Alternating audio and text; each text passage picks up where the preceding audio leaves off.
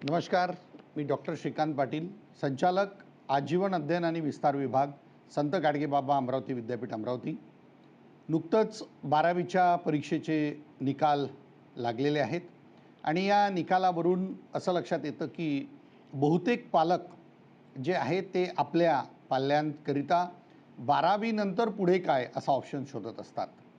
परंतु सगळ्या पालकांना आपल्या पाल्य हा डॉक्टर किंवा इंजिनियरच झाला पाहिजे असं वाटत असतं आणि म्हणून teachers can open the door but you must enter it yourself याच्याप्रमाणे या नुक्तीप्रमाणे अनेक अशा काही ज्या योजना आहेत, करिअरच्या अपॉर्च्युनिटीज आहेत की त्या 12वी नंतर आपल्याला माहीतच आहे की खूप मोठ्या प्रमाणात या अपॉर्च्युनिटीज आहेत.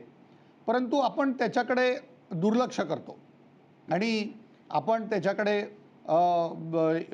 पाहण्याचा जो आपला दृष्टिकोन राहतो तो असा व्यापक राहत नाही किंवा आपल्याला माहिती होत नाही असंही आपण त्याच्यामध्ये म्हणू.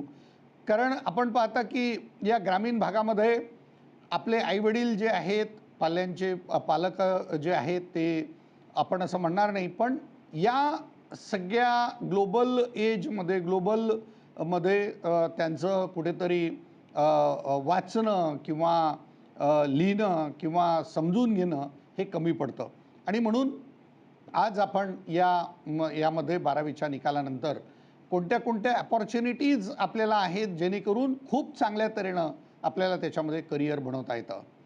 जनरली आपण पाहतो की BA, BCom, BSc झाल्यानंतर जी मुलं राहतात ती ग्रॅज्युएट झाल्याबरोबर नोकरीच्या शोधात बाहेर पडतात आणि नेमकं त्याचवेळी त्यांचं कौशल्य त्यांच्याकडे नसतं आणि म्हणून बरेचदा आपण असं म्हणतो की इंटरव्ह्यू देत असताना असो किंवा जे काही जॉब फेअर्स होतात त्या जॉब फेअर्समध्ये आपण सिलेक्ट झालो नाही. जागा खूप असतात पण आपल्याकडे त्या प्रकारचं कौशल्य नसतं आणि म्हणून मला असं वाटते की आपल्या आवडीनिवडीनुसार आपण या सगळ्या अभ्यासक्रमाचा शोध घेतला पाहिजे आणि त्या हिशोबाने आपण काम केलं पाहिजे. आपल्याला माहीत आहे की 12वी नंतर एक चांगलं ऑप्शन जे आहेत, जी आता खऱ्या अर्थानं आपल्याला संधी मिळणार आहे. खूप मोठं इन्फ्रास्ट्रक्चर या भारतामध्ये तयार होत आहेत. खूप मोठे बिल्डिंग्स असेल, ऑफिसेस असेल किंवा IT पार्क्स असतील किंवा रोड असतील असं तयार होत आहे. म्हणून एक लवकर म्हणजे एक प्रकारचं एक चांगलं कौशल्य आत्मसात करून इंजिनिअरिंगचा डिप्लोमा जो आहे 3 वर्षाचा आपण पाहतो की याच्यामध्ये खूप मोठ्या प्रमाणात आपल्याला असं दिसून येतं की इंजिनियर जे आहेत तो रुख आपण ओळखला पाहिजे की नेमकं आपल्याला कोणत्या ब्रँचला जायचं आहे आणि खरोखरच आपलं जे काही मॅथमॅटिक्स असेल त्याच्यामध्ये लागणारं खूप इम्पॉर्टंट हा मॅथमॅटिक्सचा भाग आहे तो व्यवस्थित आपला असला पाहिजे, हाही आपण या प्रसंगी विचार केला पाहिजे. आणि म्हणून अनेक प्रकारच्या संधी म्हणजे आता एक संधी हुकली आपली, आपण डॉक्टर होऊ शकत नाही, इंजिनियर होऊ शकत नाही, आपल्याला कुठे हे मिळत नाही, तर अनेक प्रकारच्या संधी अशा आहेत की 12वी नंतर आर्मी असेल, एअरफोर्स असेल किंवा पोलीस डिपार्टमेंटच्या एक्झाम्स असतील, LIC एजंट जे आहेत खूप बूम आलेला आहे सध्या. या LIC मधला वेगवेगळ्या कंपनीज, मोठ्या कंपनीज उतरल्या आहेत की मोठ्या कंपनीज या ज्या काही आपला हेल्थ विमा काढतात त्या फार मोठ्या प्रमाणात याच्यामध्ये उतरल्या आहेत. त्याच्यामध्ये आपण आपलं चांगलं करिअर करू शकतो. त्याचबरोबर जे काही आता गव्हर्नमेंटचे क्लरिकल ग्रेडचे काही एक्झाम्स होतात त्याच्यामध्ये सुद्धा इतके वर्ष आपलं राहण्यापेक्षा ग्रॅज्युएट झाल्यावर असो की 12वी नंतर असो आपण त्याच्यामध्ये एंट्री करू शकतो. खूप चांगले कोर्स आहेत. आता तुम्ही बघत असाल की याच्यामध्ये जवळपास समजा एखाद्या ठिकाणी जर 2 लाख लिटर दूध लागत असेल तर ॲक्च्युअल त्या जिल्ह्याचं किंवा त्या जिथे 2 लाख लिटर दूध लागतं त्याचं दुधाचं उत्पन्न फक्त 1 लाखाच्या लिटरच्या जवळपास राहतं आणि मग हे दूध कुठून येतं तर बाहेरून येतं. आणि म्हणून डिप्लोमा इन फार्म मॅनेजमेंट हा एक खूप चांगला कोर्स, ॲनिमल हजबंडरीचा एक चांगला कोर्स आहे. Medical laboratory technician certificate course हा सुद्धा एक चांगला कोर्स आपल्याला संधी देऊन जातो.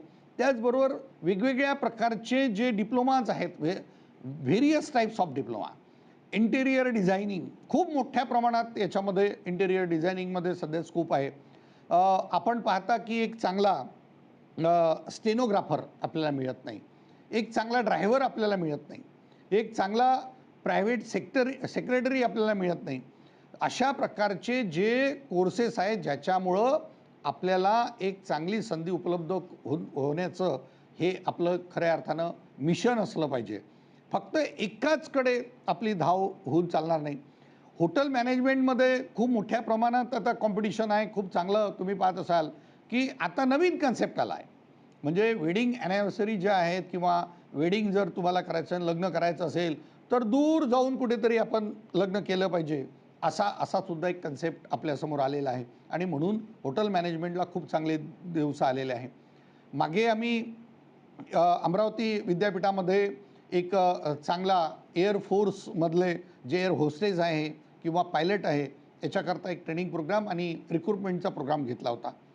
तर हा सुद्धा एक चांगली अपॉर्च्युनिटीज आपल्याला घेऊन जातो, कारण आता लोकांना वेळ नाही, त्याच्यामुळं लोक खूप मोठ्या प्रमाणात हे वाढलेलं आहे. आणि ते एअरफोर्स असेल किंवा तुमचा हे जे काही डिप्लोमा आहे, प्रोफेशनल पायलट लायसन्स, हे खूप मोठं करिअर याच्यामध्ये आहे. कमर्शियल पायलट लायसन्स हा सुद्धा याच्यामध्ये खूप ऑपॉर्च्युनिटीज आहे. आपण बघता की या सर्व भागामध्ये आपण अभ्यास करत असताना असं आपल्या लक्षात येईल की इंटरनॅशनल फ्लाईट किती आपल्यामधून उडतात. आणि या इंटरनॅशनल फ्लाईट उडत असताना जो कॅप्टन राहतो किंवा जो पायलट राहतो याची खूप मोठ्या अपॉर्च्युनिटीज सध्या आहे. आणि म्हणून चांगला पगार, चांगली म्हणजे स्टेटस, चांगलं राहणं हे सुद्धा याच्यामधून आपल्याला मिळू शकते.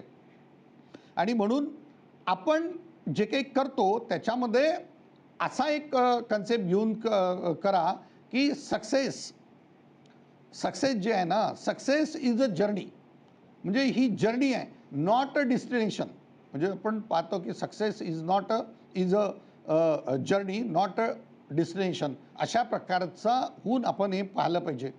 मित्रहो, सायन्समध्ये करताना अनेक ज्या काही आपण गुगलमध्येही सर्च करू शकता, पण सांगायचा उद्देश असा आहे की हे करत असताना गुगलमध्ये काय सर्च करावं, किती प्रकारच्या आपल्याला या संधी प्राप्त होतात याचासुद्धा विचार या प्रसंगी आपला झाला पाहिजे. कॉमर्स असेल तर कॉमर्स विंगमध्ये आता CA ला तर इतकं महत्त्व आलं आहे, पण आम्ही त्याच्यामध्ये जात नाही, कारण आम्ही सक्सेस होऊ किंवा नाही होऊ असं आपल्याला असं वाटते. BBA, bachelor of business administration असेल, मास्टर ऑफ बिझनेस ॲडमिनिस्ट्रेशन असेल, तर याच्यामध्ये सुद्धा खूप मोठ्या प्रमाणात कॉमर्सच्या संधी उपलब्ध आहेत. CS कोर्स जो आहे त्याचं फाउंडेशन कोर्स जो खूप मोठा चांगल्या तऱ्हेने आपल्याला पाहायला मिळतं. 5 इयर्स BArch नावाचं कोर्स आहे, तो सुद्धा एक कॉमर्सवाल्यांसाठी आहे.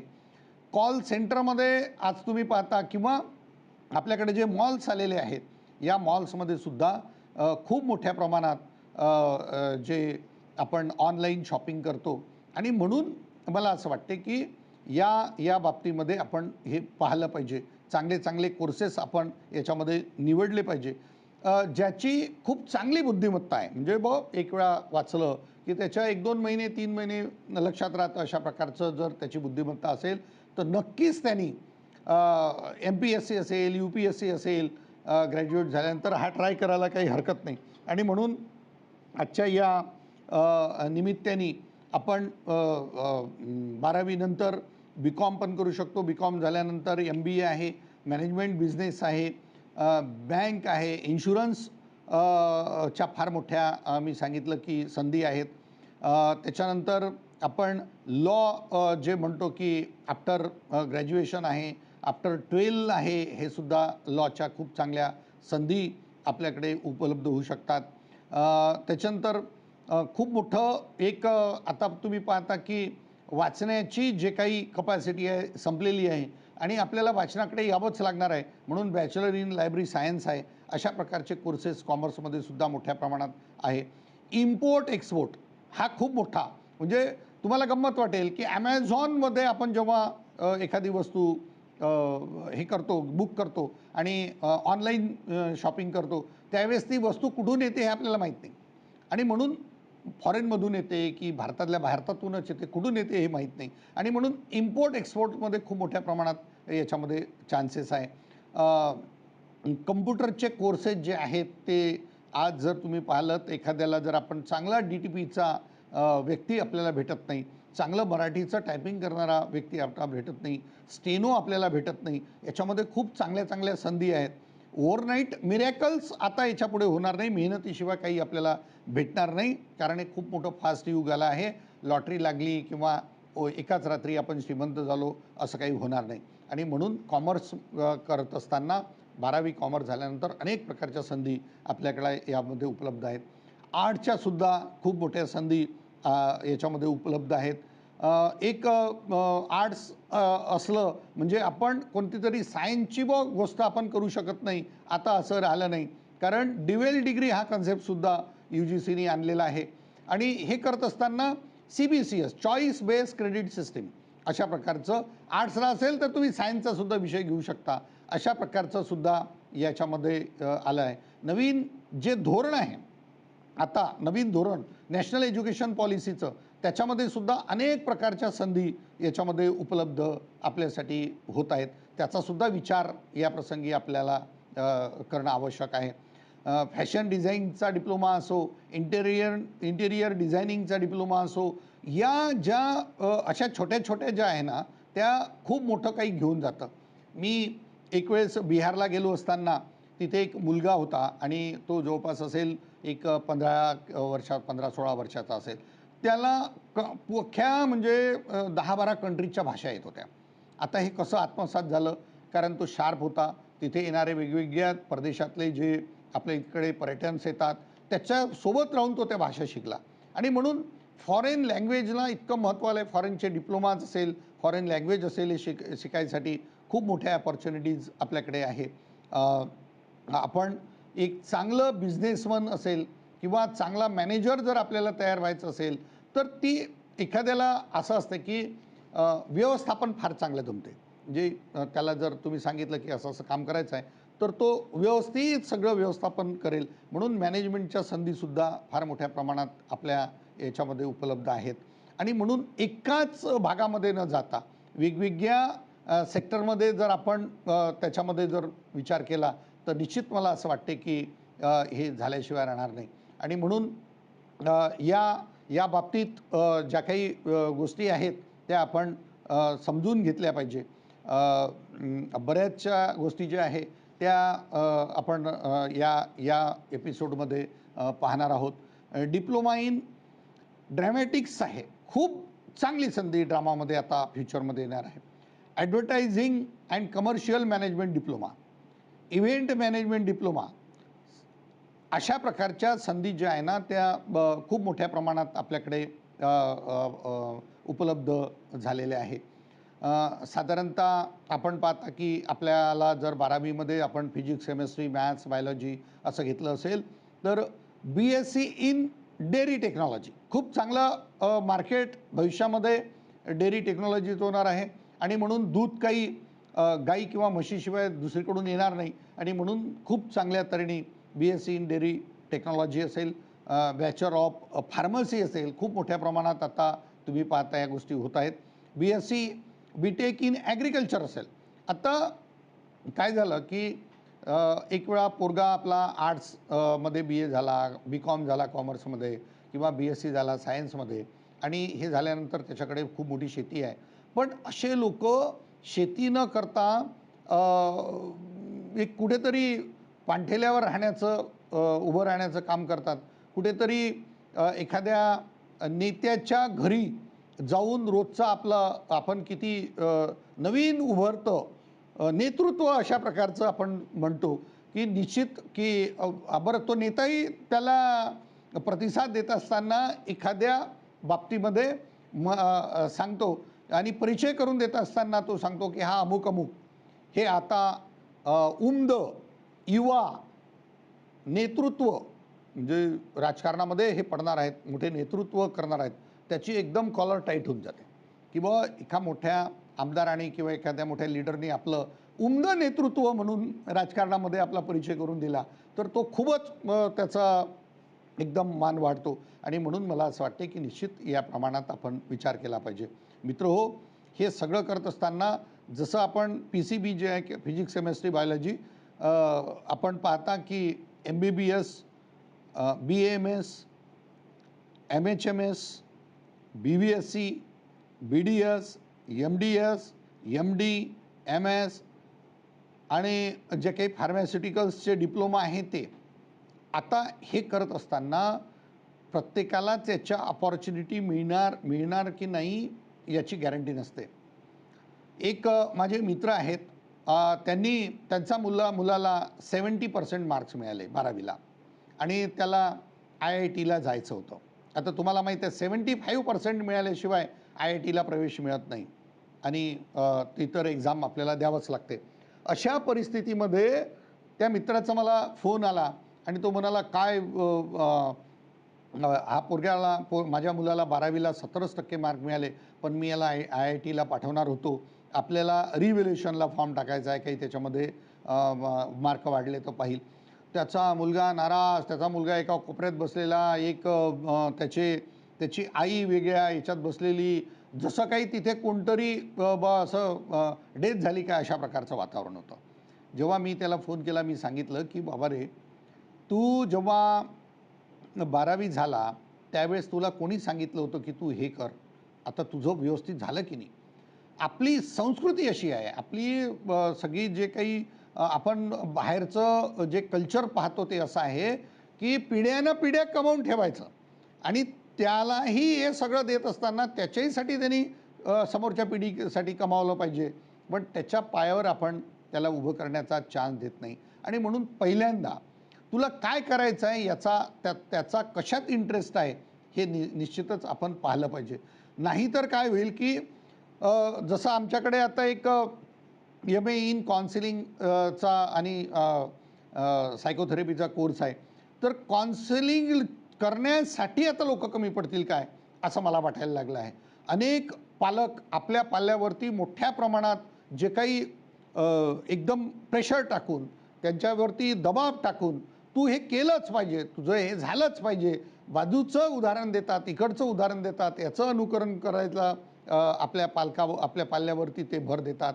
असं नको करायला, कारण आपल्या पाल्याची किती कपॅसिटी आहे ओळखली पाहिजे आणि म्हणून की बुवा नेमकं त्याच्यामुळे त्याला कशात इंटरेस्ट आहे हे पाहिलं पाहिजे. आणि म्हणून मला असं वाटते की आपण याचाही विचार या प्रसंगी करावा. सर्व पालकांना मी नम्र विनंती करतो की पहिल्यांदा आपल्या मुलाला काय हवं आहे. आमचा मुलगा IITतच गेला पाहिजे, पण तिथे जाऊन जर तो फेलीवर गेला तर त्याचं आयुष्य खराब झाल्याशिवाय राहणार नाही, हाही विचार आपण या प्रसंगी करायला पाहिजे. PCB ग्रुपमध्ये जर आपण पाहिलं की BSc नर्सिंग आहे, डिप्लोमा इन नर्सिंग आहे, खूप चांगल्या अपॉर्च्युनिटीज आहे. म्हणजे एखाद्या वेळेस जर तुम्हाला असं वाटलं की माझ्या आईवडिलांची किंवा आईची किंवा वडिलांची शुश्रूषा करायसाठी जर एखादी तुम्हाला नर्स जर बघायची असेल तर तुम्हाला ती भेटत नाही आणि खूप मोठ्या प्रमाणात त्याचं आपल्याला हे होतं. म्हणून BSc होम सायन्स आहे. होम सायन्स याच्यासाठी म्हणतो होम सायन्स झाल्यावर काय करायचं. मला तुम्हाला एक खूप छान गोष्ट अशी सांगावीशी वाटते की एखाद्या हॉटेलमध्ये तुम्ही जेव्हा जाता आणि त्या हॉटेलची भाजी जेव्हा तुम्हाला आवडते, तर खऱ्या अर्थानं मला असं वाटते की हे काय फक्त हॉटेलमध्ये जे काही कुक राहतात, जे शेफ राहतात, हे जास्तीत जास्त आपण असं पाहिलं की ते सगळे म्हणजे माणसं राहतात. बाई जे आहे, जी आपल्याकडची महिला आहे, ही फार कमी राहते आणि BSc झाल्यानंतर MSc झाले, ती होम सायन्समध्ये झाली असेल तर तिला फक्त घरचं करण्यावरच आपण तात्पुरतं ठेवतो. अशा बिझनेसमध्ये सुद्धा उतरण्यासाठी फार मोठ्या संधी या माध्यमातून आहे. मला असं वाटते की याच्यामध्ये निश्चित आपण याचा विचार करावा. यानंतर जसं फिजिक्स केमिस्ट्री मॅथ्स आहे किंवा आपण पाहतो की NDAमध्ये फार मोठ्या संधी आपल्याला उपलब्ध होतात. लँडस्केपिंग डिप्लोमा ही नवीन कन्सेप्ट आहे की एखाद्याला जर तुम्ही जर विचारलं की बुवा माझ्या घरामध्ये मला लॉन लावायचं आहे, तर ते कशा प्रकारचं लावलं गेलं पाहिजे याचीसुद्धा आपल्याकडे त्याची हे नसतं. ते सुद्धा खूप मोठ्या प्रमाणात आहे. याचबरोबर ज्या काही PCMच्या ज्या काही संधी आहेत त्या आपण पाहतो की फिल्म अँड टेलिव्हिजन डिप्लोमा असेल, फिल्म एडिटिंग असेल, याच्यामध्ये खूप मोठा स्कोप आहे. त्याच्यानंतर फिल्म प्रोसेसिंग असेल, job in film production, TV channels. आता तुम्ही पाहता की त्याच्यावरती अँकर हे फार मोठं एक संधीचं हे झालेलं आहे. आपल्याला जर चांगलं बोलता येत असेल, चांगला एखाद्याचा इंटरव्ह्यू घेता असेल, आपलं डेअरिंग चांगलं असेल, तर निश्चितच अँकर म्हणून आपण समोर जाऊ शकता. अशा प्रकारचं ज्या गोष्टी आहेत त्या फार मोठ्या अपॉर्च्युनिटीज. जॉब इन रेल्वेज असेल, रेल्वेमध्ये खूप चांगल्या जॉब इन पब्लिक सेक्टर्स आहेत, वेगवेगळ्या कंपनीज आहेत. पण त्याच्यामध्ये निश्चित रूपाने आपल्याला या सगळ्या गोष्टी कौशल्याच्या करून घ्याव्या लागतात आणि म्हणून मला असं वाटते की आपण या माध्यमातून हे केलं पाहिजे. हे झाल्यानंतर मी तुम्हाला पहिले सांगितलं की जर त्याचा IQ चांगला असेल तर निश्चितच त्यांनी MPSC, UPSC, IS, IPS याच्याकडे जायला काही हरकत नाही. पण आपण काय करतो की आपल्या बाजूचा MPSCचं प्रिपरेशन करतो आहे म्हणून आपणही त्याच्यामागे जातो आणि IQ आपला चांगला, मी सांगितलं की 2-3 महिने जर आपण आधी वाचलं आणि ते जर आपल्याला सांगितलं, निश्चित रूपाने ते झाल्याशिवाय राहणार नाही. आणि म्हणून फॉरेनमध्ये जात असताना जर्मनी असो, जपान असो, युरोप असो, अमेरिका असो, येथे काही युनिव्हर्सिटीज अशा आहेत की आफ्टर ग्रॅज्युएशन तुम्ही कशातही एंटर करू शकता. म्हणजे मी तर असं बघितलं की BSc झाल्यानंतर सायबर सिक्युरिटीमध्ये MS केला आहे, मास्टर ऑफ सायन्स, आणि त्याला फ्री ऑफ ॲडमिशन मिळाली. ती याच्यासाठी की त्याचे काही परीक्षा ज्या आहेत त्याच्यामध्ये जर आपण टॉप केलं तर फ्री ॲडमिशन त्याच्यामध्ये होतात. कारण यंग जो चाप आहे तो आपल्या इंडियामध्येच मिळतो आणि म्हणून ही सुवर्ण संधी आपल्याला आहे. पण मी काय करावं हा जेव्हा आपल्याकडे ऑप्शन येते तर विद्यार्थी मित्रो, आपण स्वतःलाच विचारा की माझा इंटरेस्ट कशात आहे. त्या इंटरेस्टच्या नुसार आपण केलं तर काही हरकत नाही. पण जर आपल्याला तुम्ही जर विचार केला की कोणतंही काम जे आहे ते काही कमी नाही किंवा कमी लेखण्याचं काही कारण नाही, म्हणून IIT मोठ्या इंजिनिअरिंग कॉलेजमध्ये, खूप मोठ्या फीजच्या इंजिनिअरिंग कॉलेजमध्ये जाण्यापेक्षा जर छोट्या छोट्या याच्यावर, म्हणजे आता तर अशी इंजिनिअरिंगची अशी परिस्थिती आहे की खूप कमी लोकांना चांगला जॉब मिळतो आणि मॅक्झिमम लोकांना कमी पैशाचा जॉब मिळतो आहे. म्हणून ITI जो आहे तो एक खूप चांगला आपला सोर्स आहे. त्याच्यामधून चांगला म्हणजे तो वेल्डिंगचा जरी डिप्लोमा केला पण तो चांगला वेल्डर झाला पाहिजे. त्याचं स्किल वेल्डिंग करताना चांगलं असलं पाहिजे. चांगला वायरमन झाला पाहिजे. खूप मोठ्या संधी इलेक्ट्रिशियनला आहे. अनेक प्रकारचे आता आपण पाहता की मोठे मोठे इन्फ्रास्ट्रक्चर डेव्हलप होत आहे, मोठ्या मोठ्या फॅस सिस्टीम तयार होत आहे, मोठे मोठे ऑफिस तयार होत आहे. म्हणजे असं कोणतं नाही की तुम्ही आताच आपले आदरणीय प्रधानमंत्री नरेंद्र मोदीजी साहेबांनी जी मोठी संसद तयार केली ती किती वर्षात बांधून झाली, एवढी मोठी इमारत किती वर्षात बांधून झाली. म्हणून इन्फ्रास्ट्रक्चरमध्ये प्रचंड अशा प्रकारचा आपल्याकडे स्कोप आहे. आणि छोटे छोटे डिप्लोमा असेल, जसे आता संत गाडगेबाबा अमरावती विद्यापीठाने छोटे छोटे टेक्स्टाईलवर आम्ही डिप्लोमा काढले. त्याच्यानंतर तुम्हाला माहीत असेल की आपलं ॲनिमेशन आहे, ॲनिमेशनवरती आम्ही खूप मोठे डिप्लोमाज काढलेले आहेत, खूप मोठे डिप्लोमा तयार केलेले आहेत. जवळपास 115च्या वर अशा प्रकारचे शॉर्ट टर्म कोर्सेस, 3 महिन्याचा कोर्स करा आणि आपली नोकरीची संधी पक्की करा. अशा प्रकारचं टेक्स्टाईल असेल, त्याच्यामध्ये टॅली, कम्प्युटराइज अकाउंटिंग, GST, अनेक प्रकारचे छोटे छोटे कोर्सेस आम्ही या प्रसंगी आणलेले आहे. Certificate course in invest management consultancy, एकदम म्हणजे परफेक्ट कोर्स की ज्या माध्यमातून कसे काही इन्व्हेस्टमेंट करायची हे आता येणारच आहे. आणि म्हणून इन्व्हेस्टमेंट कुठे करायला पाहिजे, इन्व्हेस्टमेंट केल्यानंतर आपला पैसा म्हणजे बर्बाद नाही झाला पाहिजे. त्याला कुठेतरी तो एकदम त्याचे शेअर मार्केट उतरले आणि तो एकदम असा हे झाला पाहिजे असं नको व्हायला. त्याच्यानंतर आपण पाहता की fabric block printing and painting हा खूप मोठा चांगला एक सब्जेक्ट आहे.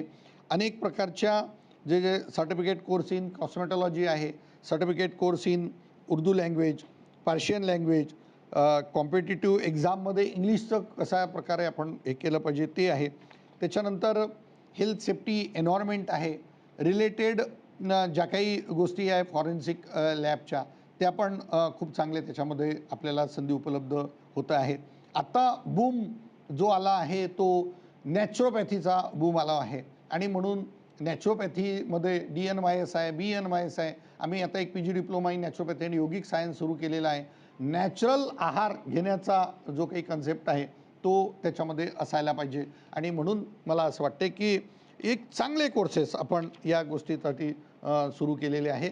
निश्चित आपण याचा विचार करावा.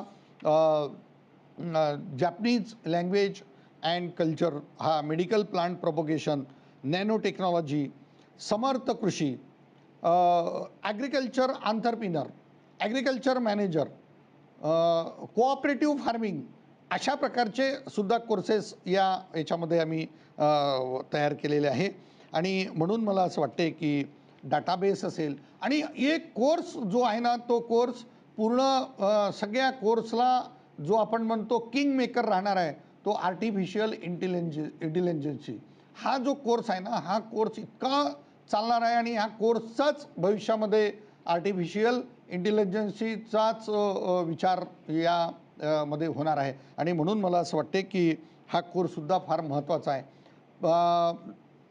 हॉस्पिटल मॅनेजमेंट असेल किंवा आपण आता नवीन नवीन जे काही कोर्स याच्यामध्ये आणलेले आहेत, सुरू केलेले आहेत, ॲनिमेशनमध्ये खूप चांगले कोर्सेस आपण सुरू केलेले आहे, तोही एक विचार आपण या प्रसंगी करावा. पेशंट नेव्हिगेशन हा सुद्धा कोर्स आपण सुरू केलेला आहे.